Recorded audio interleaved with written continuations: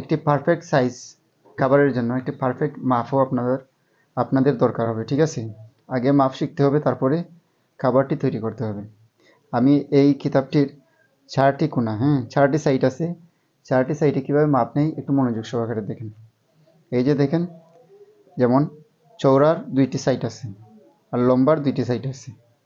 আমি সরাসরি চওড়া এবং লম্বার 2টি সাইডের মাপ নিব। এই যে দেখেন, বরাবর 14.5 ইঞ্চি হয়েছে, ঠিক আছে? এই মাপের সময় আপনারা ফিটিংস যে মাপটি আছে, যেমন এখানে 14.5 ইঞ্চি আছে, আমি 15.5 ইঞ্চি নিব। কেন? এদিকে আমি হাফ ইঞ্চি এক্সট্রা নিব, ওইদিকে আরও হাফ ইঞ্চি এক্সট্রা নিব। তাহলে কি হয়? তাহলে এইটা হবে যে কোরআন শরীফ গিলাফে ঢুকাতে এবং বাইর করতে অনেক ইজি হবে। আর বেশি ফিটিংস যদি হয়ে যায় তাহলে এই গিলাফে ঢুকাতে এবং বাইর করতে অনেক কষ্টকর হয়। এটা আসলে মানে একটু অন্যরকম হয়ে যায়, তাই আমি 1 ইঞ্চি কাপড় এক্সট্রা নিতেছি, ঠিক আছে?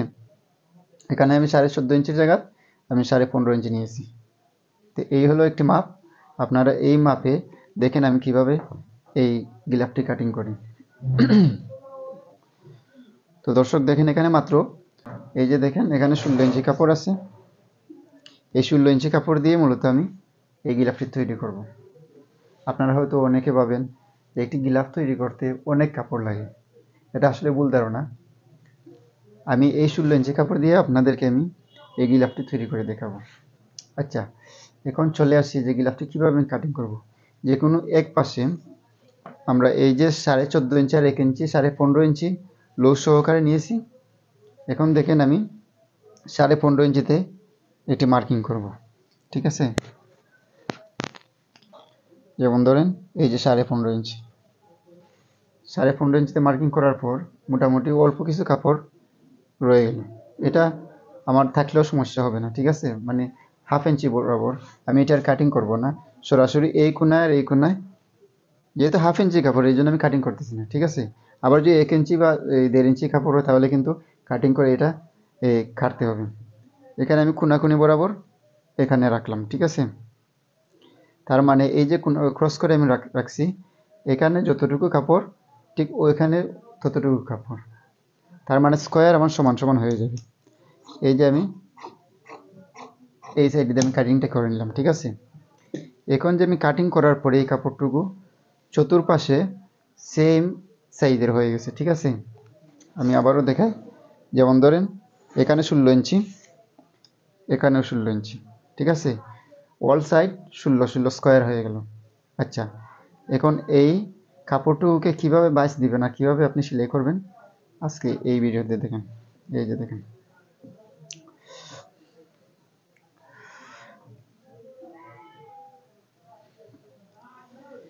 দুটি কোণাকে আমি আবারও দেখাইতেছি। দুইটি কোণাকে এভাবে সমান করে বিছিয়ে নেবেন, ঠিক আছে? আচ্ছা, আরেকটি কোণা ওই কোণার সাথে অ্যাটাচ করবেন। এই যে দেখেন, এখানে এনে অ্যাটাচ করবেন। দেখছেন? এই যে হয়ে গেল, গিলাফটি হয়ে গেল। আচ্ছা, এখন সেলাই করবেন কিভাবে? যেহেতু এই দুইটি সাইড সেলাই হবে আর এই দুইটি সাইড পাশে থাকবে, তাই আমার এই যে কোনো দুই সাইড, এখানে 4টি সাইড আছে না, যে কোনো 2টি সাইড আগে সেলাই করতে হবে। আর তারপর আরও যে 2টি সাইড আছে এটা সেলাইয়ে মানে এই সেলাইয়ে চলে যাবে, ঠিক আছে? আমি আবারও বলি, 4টি সাইডের মধ্যে 2টি সাইড আগে ছোটো করে সেলাই করে নিতে হবে। তারপর আরও যে 2টি সাইড আছে এই গিলাফের সেলাইয়ের মধ্যে এটা চলে যাবে। তাই এখন আমরা মেশিনে আসবো, মেশিনে এসে দেখব যে কীভাবে এটি সেলাই করি। তো দর্শক, আমি আপনাদেরকে মেশিনে নিয়ে আসলাম। এখন কিভাবে আমি সেলাই করি তা আপনাদেরকে দেখাবো। তো আমি আপনাদেরকে বলেছিলাম যে 2টি সাইড আমার সেলাই করতে হবে ফার্স্ট টাইম, ঠিক আছে? তো এখন ফার্স্ট টাইম আমি 2টি সাইড আমি ছোটো করে সেলাই দিয়ে দিব। এই যে দেখেন, একদম ছোটো করে সেলাই দিতেছি।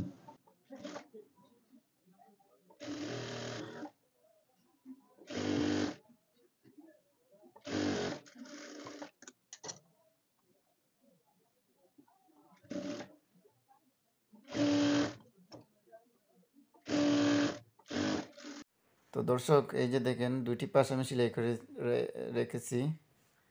আর যে 2টি পাশ আমি সেলাই করি নাই সেই 2টি পাশ আমি এই গিলাফের যে ক্রস সেলাই আছে এই সেলাইটি দিয়ে দিব।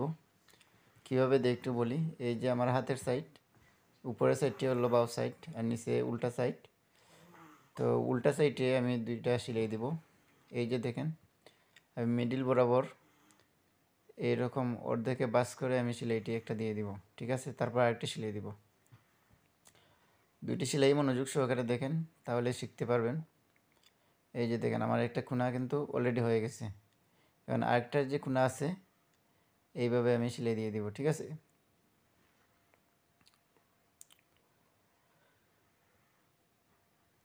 এইভাবে সেলাই দেওয়ার পর মূলত আমার গিলাফ সেলাইটি কমপ্লিট হয়ে গেছে। তারপরে আমি এই কর্নারে আমি ফিতা লাগাবো। এই যে দেন গিলাফ সেলাইটি হয়ে গেল। এই যে আমি বাউ করে আপনাদেরকে দেখাই যে কি সুন্দর গিলাফটি হয়েছে, ঠিক আছে। এখন কর্নারে ফিতাটি লাগাবো। ফিতার জন্য 1 ইঞ্চি কাপড় আমি কেটে ফিতা বানাবো, ঠিক আছে। তারপরে এই কোণার মধ্যে লাগিয়ে দিব।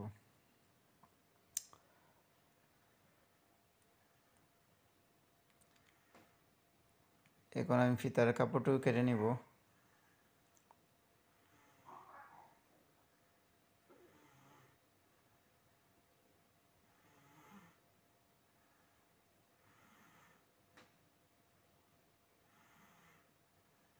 তো আপনারা যারা আমার এই চ্যানেলে নতুন, আশা করি চ্যানেলটি সাবস্ক্রাইব করবেন।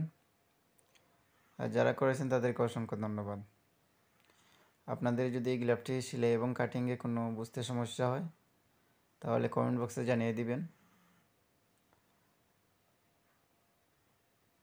এখন এই কর্নারে ফিতাটি লাগানোর পর আমি এই ফিতার এই মাথার মধ্যে একটি ফুল লাগাবো। কীভাবে ফুলটা কাটিং করে এবং সেলাই করে দেখেন।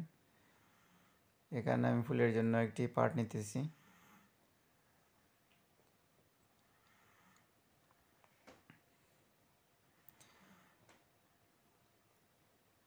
আপনারা যারা ফিতার মুখের মধ্যে ফুল লাগাতে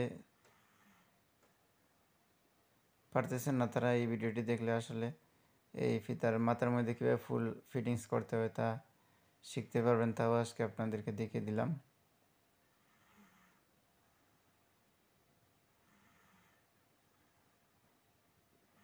মিডিলে একটি চাকন দিয়ে একটি মডেল দিয়ে দিলাম। এই যে দেখেন, এবার কিন্তু আমার পুরোপুরি এই যে গিলাফটি আছে গিলাফটি আমি কমপ্লিট করে নিলাম, ঠিক আছে। এইভাবে এই নিয়মে সহজভাবে আপনারা যদি নিয়মটি ফলো করেন তাহলে আপনাদেরও এই গিলাফটি সেলাই এবং কাটিং করতে কোনো প্রবলেম হবে না। আমি আশা করি আজকের ভিডিওটি আপনাদের অনেক হেল্পফুল হয়েছে। ভিডিওটি ভালো লাগলে লাইক, কমেন্ট, সাবস্ক্রাইব করে আমাকে উৎসাহিত করবেন, ঠিক আছে। তো আজ তাহলে এ পর্যন্ত ভালো থাকেন। আসসালামু আলাইকুম রহমতুল্লাহ।